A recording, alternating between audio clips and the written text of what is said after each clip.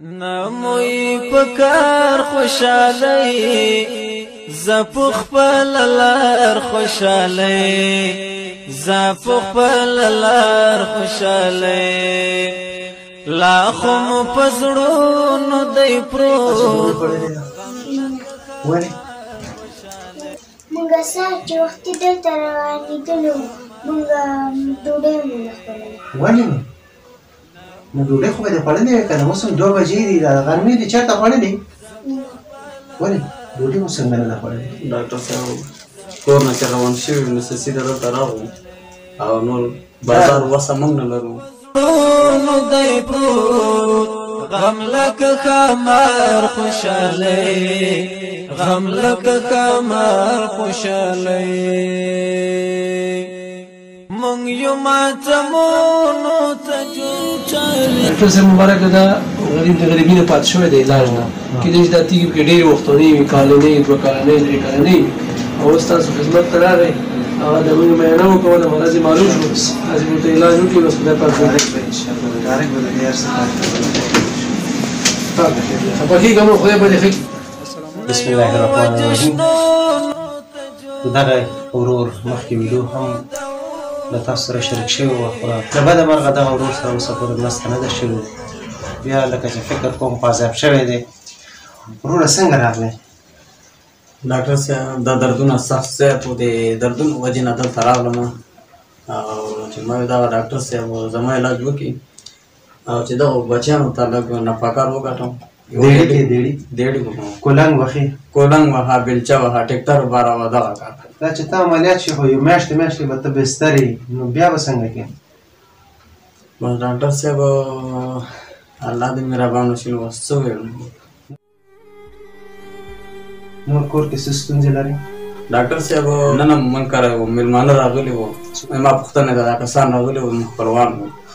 نو هغه بس بیا ښځې راته وویل چې ته راشه ور ډبډی راوړه بیا چې هلته لاړم یو دوکاندار ته ورشه بل دوکاندار ته ورشه چا رانه کې او بس ورکوټی در نه کړو نه ورکوټی چا رانه کې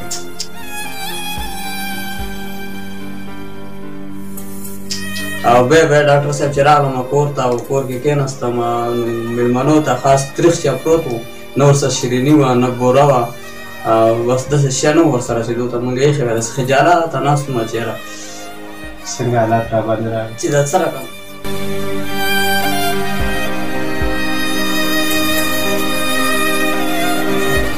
دا دې لور ده دا مې لور ته څو لورګانې نور لري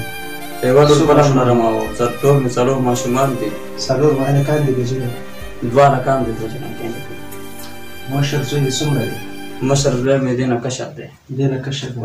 دا لورکۍ دي مشره دا مې مشره لور ته وم دې ته بنین کورتۍ دې شی نه ده اچولی دا څنګه چل دی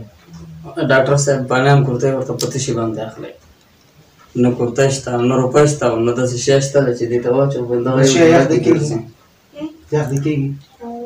شی نه لري چې واچوي بنین شی نه لري نور خو کور کې څه مشکل نه لري رزداران چې دروازه ډبوي سره روپۍ نشته چې ووایي قرضدار هستې قرضدار څو روپۍ قرضدار یاره ډاکټر صاحب دا نغدي مې چې دا مرستیا دپاره یو بل نه اخیستې دي او 4,000 روپۍ کوي 4,000 او داسې ورځ نشته چې یو کس ما پسې اواز نه کوي چې ما قرض څنګه شو نرخه یې وکړه څنګه بچیه خلک مو په عذابوي کور کې شی نه لرئ خوراک بوره نشته د کوټې نشته نور شی نشته خوراک څه چې درته یاد وي ووایه چې درته واخلم بوره د غوړي اوړه او نور ترکاري او نور چې